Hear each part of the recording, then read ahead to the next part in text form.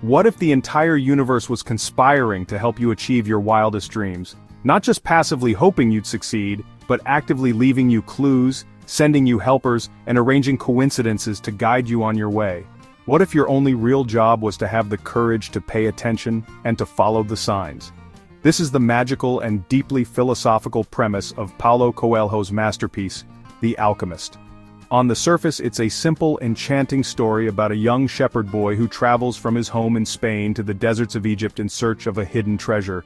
But beneath that simple surface lies a profound guide to understanding our own lives. It's a book that speaks a universal language, the language of dreams, of hope, of fear, and of the incredible journey we must all take to discover our true purpose in the world. This is not just a fable about a shepherd boy. It is a roadmap to your own great adventure, a reminder that the extraordinary treasure we seek is often found in the journey itself, and that the path to discovering it is written not on a map, but in our own hearts. The call to a personal legend. Our story begins in the peaceful fields of Andalusia, Spain, with a young shepherd boy named Santiago. Santiago's life is simple, predictable, and safe. He has his flock of sheep, a book to read, and the freedom to roam the countryside. It's a good life. But a recurring dream begins to haunt him. In the dream, a child tells him that if he travels to the Egyptian pyramids, he will find a hidden treasure.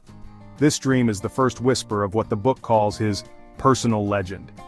A personal legend is more than just a goal or an ambition. It is your unique destiny, your true purpose in life, the person you were always meant to become. It's the dream you had as a child before the world told you it was impossible or impractical. And the book's first great lesson is that when you truly want something, it's because that desire originated in the soul of the universe. Fulfilling your personal legend is your only real obligation. But responding to that call is never easy. Santiago is comfortable. His sheep know him. The fields are familiar. The idea of selling his flock and crossing a vast sea into a strange land is terrifying. This is the first great obstacle we all face, the choice between the safety of the known and the scary, unpredictable call of our deepest dreams. Seeking clarity, Santiago consults a gypsy woman, who gives him ambiguous advice. But then, a truly magical encounter happens. While sitting on a bench in the town square, he meets a mysterious old man who seems to know everything about him, even the thoughts he's never spoken aloud. The man introduces himself as Melchizedek, the king of Salem. He tells Santiago about the personal legend and explains that when you are on the path to your dream, the world speaks to you in a language of signs or omens. He tells the boy a critical truth. When you want something, all the universe conspires in helping you to achieve it. To help him on his journey, the king gives Santiago 2 stones, Urim and Thummim, which can help him read the omens when he is in doubt. This encounter gives Santiago the courage he needs. He sells his sheep and buys a ticket to Tangier, in Africa. He has answered the call. He has chosen the path of his personal legend over the path of comfort and security. The trials of the desert. The moment Santiago steps off the boat in Tangier, the romantic adventure he imagined immediately collides with harsh reality. The culture is foreign, he doesn't speak the language, and within his first day, a boy he trusts robs him of all his money. He is left completely alone, broke, and devastated in a strange land. This is the first great test of his commitment. It would be so easy to give up, to see this as a sign that he made a terrible mistake, and to try and find a way back home. This is a crucial philosophical point of the book. The path to your dream is rarely a straight line. The universe will test you. It will see if you are truly committed to your personal legend. Resistance and failure are not signs that you are on the wrong path. They are a necessary part of the path itself. Instead of despairing, Santiago remembers the old king's words and decides to push forward. He finds a job working for a crystal merchant whose shop is on a quiet, forgotten street. The merchant is a kind but sad man. A man who has given up on his own dream of making a pilgrimage to Mecca because he is afraid of change. He has chosen safety over his personal legend. The crystal merchant becomes a living example of the life Santiago is trying to avoid. For a year, Santiago works for the merchant. But he doesn't just work, he pays attention. He uses his shepherd's intuition to come up with new ideas to improve the business, like building an outdoor display and selling tea in the crystal glasses to travelers. His ideas are a huge success, and the shop thrives. During this time, he is not just earning money to continue his journey, he is learning profound lessons. He learns about patience. He learns the importance of focusing on the present and making the best of his situation.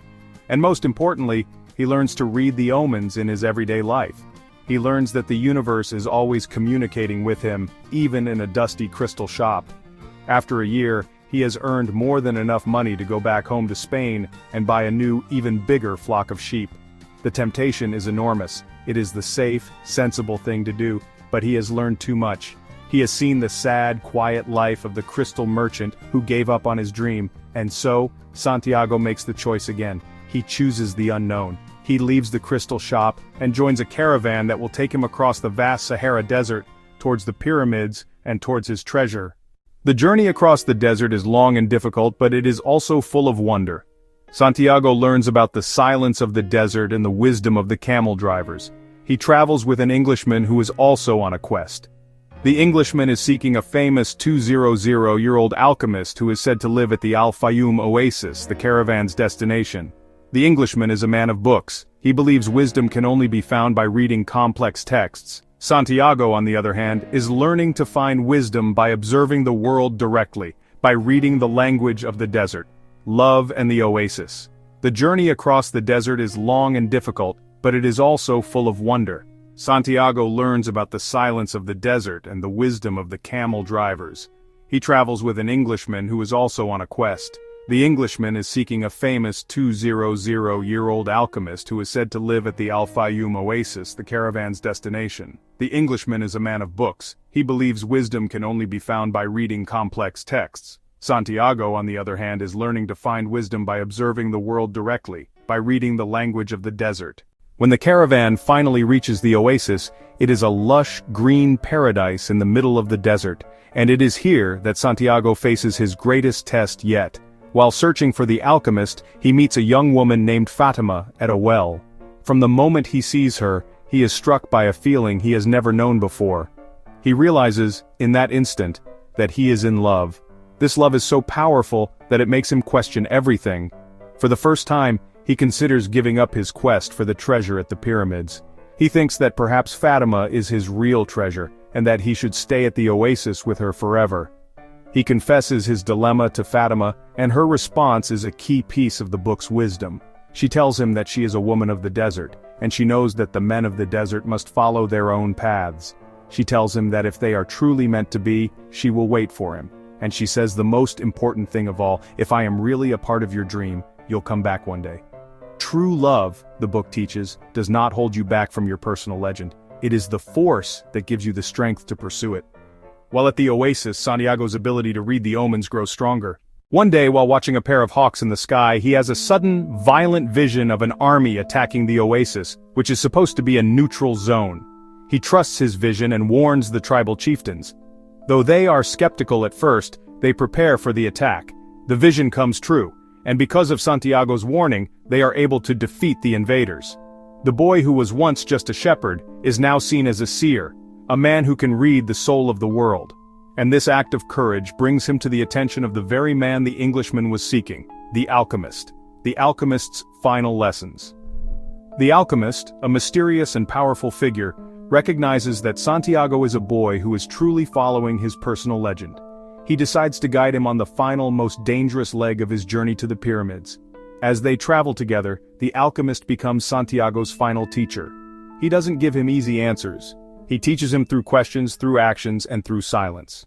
The alchemist teaches Santiago the most important lesson of all, to listen to his heart. He explains that your heart came from the soul of the world and it knows all things. It will tell you where your treasure is. But our hearts are often afraid of suffering, afraid of loss. The alchemist teaches Santiago that the fear of suffering is worse than the suffering itself, and that no heart has ever suffered when it goes in search of its dreams. Santiago learns to listen to his heart, to understand its fears and its desires, and to trust it completely. The final test comes when they are captured by a tribe of desert warriors. To save their lives, the alchemist makes a bold claim. He tells the tribal chief that Santiago is a powerful magician who can turn himself into the wind. The chief is intrigued and gives Santiago 3 days to prove it, or they will both be killed. Santiago is terrified. He has no idea how to turn himself into the wind. This is the ultimate test of everything he has learned. He spends 3 days in quiet contemplation. On the final day he goes to a cliff and begins to speak to the desert, to the wind, and to the sun, asking for their help. He explains that they are all part of the same thing, all written by the same hand. Finally, he speaks to the soul of the world itself. In this moment of pure connection, he realizes that his own soul is a part of the soul of the world, and therefore, he already has the power to perform miracles. A great desert wind kicks up, a sirocco that terrifies the tribesmen. Santiago for a moment disappears and reappears on the other side of the camp. He has performed the impossible. He has learned the ultimate lesson of alchemy. True transformation comes from realizing the divine power that is already within you and all around you. After this final trial, the alchemist leaves Santiago to complete the last few hours of his journey to the pyramids alone. The boy finally arrives. His heart is full, his spirit transformed. He looks at the magnificent pyramids, and as he begins to dig in the spot from his dream, he weeps with joy. But the story has one last, beautiful twist. As he is digging, he is attacked by two refugees from the tribal wars. They beat him and steal the small piece of gold the alchemist had given him. When Santiago tells them he is digging for a hidden treasure he saw in a dream, the men laugh at him. "You're not going to die. You'll live, and you'll learn that a man shouldn't be so stupid.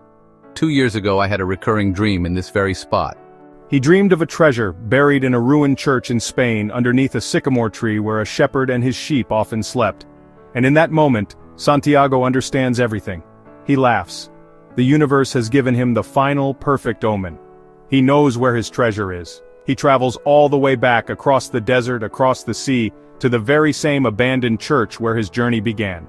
He digs at the roots of the sycamore tree, and there, he finds a chest filled with Spanish gold coins, precious stones and jewels. This is the beautiful paradoxical conclusion of The Alchemist. The physical treasure was real, but it was waiting for him at home the entire time.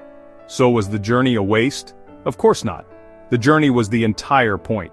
He had to travel all the way to Egypt and back again to learn the lessons, to meet Fatima, to be taught by the alchemist, and to undergo the personal transformation that made him the person who was worthy of finding the treasure. The true treasure was the wisdom he gained, the love he found, and the incredible man he became along the way. The journey was the alchemy. The final message of this beautiful fable is that we are all Santiago. We all have a personal legend calling to us, a dream that feels both exciting and impossible. The universe is speaking to us through our dreams, through our intuition, through the strange coincidences we call omens. The path will be filled with tests, with setbacks, with moments where it feels easier to go back to our comfortable lives. But if we have the courage to listen to our hearts, and to keep walking, the entire universe will conspire to help us. And we will discover that the true treasure we seek is not just at the end of the road, but is found in every single step of the journey itself. This is a profound inquiry into the nature of destiny and the courage it takes to live a life of purpose. If this is a journey you wish to explore, you are in the right place. Welcome to Geeky Philosopher. Subscribe, and let's continue the adventure together.